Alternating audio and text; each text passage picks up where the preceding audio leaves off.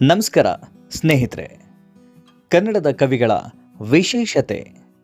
ಕನ್ನಡದ ಮೊದಲ ರಾಷ್ಟ್ರಕವಿ ಎಂ ಗೋವಿಂದ ಪೈ, ಎರಡನೇ ರಾಷ್ಟ್ರಕವಿ ಕುವೆಂಪು, ಮೂರನೆಯ ರಾಷ್ಟ್ರಕವಿ ಜಿ.ಎಸ್. ಶಿವರುದ್ರಪ್ಪ. ಕನ್ನಡದ ಮೂವರು ರತ್ನತ್ರಯರು ಪಂಪ, ಪೊನ್ನ, ರನ್ನ. ಕನ್ನಡದ ಕವಿ ಚಕ್ರವರ್ತಿಗಳು ಅಂದರೆ ಪೊನ್ನ, ರನ್ನ, ಜನ್ನ.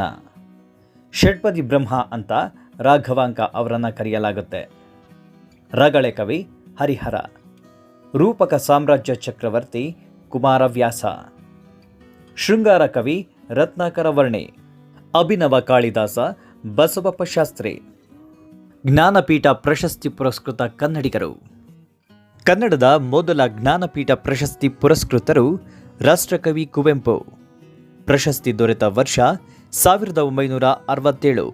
ಕೃತಿ ಶ್ರೀ ರಾಮಾಯಣ ದರ್ಶನಂ. ಕನ್ನಡದ ಎರಡನೇ ಜ್ಞಾನಪೀಠ ಪ್ರಶಸ್ತಿ ಪುರಸ್ಕೃತರು ದತ್ತಾತ್ರೇಯ ರಾಮಚಂದ್ರ ಬೇಂದ್ರೆ. ಪ್ರಶಸ್ತಿ ದೊರೆತ ವರ್ಷ 1973. ಕೃತಿ ನಾಲ್ಕು ತಂತಿ. ಮೂರನೇ ಜ್ಞಾನಪೀಠ ಪ್ರಶಸ್ತಿ ಪುರಸ್ಕೃತರು ಶಿವರಾಮ ಕಾರಂತ. ಪ್ರಶಸ್ತಿ ದೊರೆತ ವರ್ಷ 1977. ಕೃತಿ ಮೂಕಜ್ಜಿಯ ಕನಸುಗಳು. ನಾಲ್ಕನೆಯ ಜ್ಞಾನಪೀಠ ಪ್ರಶಸ್ತಿ ಪುರಸ್ಕೃತರು ಮಾಸ್ತಿ ವೆಂಕಟೇಶ ಅಯ್ಯಂಗಾರ್. ಪ್ರಶಸ್ತಿ ದೊರೆತ ವರ್ಷ 1983. ಕೃತಿ ಕನ್ನಡ ಸಾಹಿತ್ಯಕ್ಕೆ ಸಮಗ್ರ ಕೊಡುಗೆ.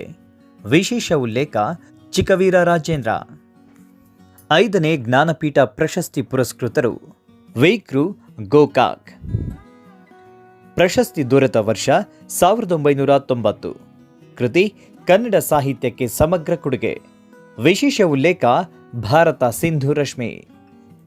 ಆರನೇ ಜ್ಞಾನಪೀಠ ಪ್ರಶಸ್ತಿ ಪುರಸ್ಕೃತರು ಯು.ಆರ್. ಅನಂತಮೂರ್ತಿ. ಪ್ರಶಸ್ತಿ ದೊರೆತ ವರ್ಷ 1994. ಕೃತಿ ಕನ್ನಡ ಸಾಹಿತ್ಯಕ್ಕೆ ಸಮಗ್ರ ಕೊಡುಗೆ. ಏಳನೇ ಜ್ಞಾನಪೀಠ ಪ್ರಶಸ್ತಿ ಪುರಸ್ಕೃತರು ಗಿರೀಶ್ ಕಾರ್ನಾಡ್. ಪ್ರಶಸ್ತಿ ದೊರೆತ ವರ್ಷ 1998.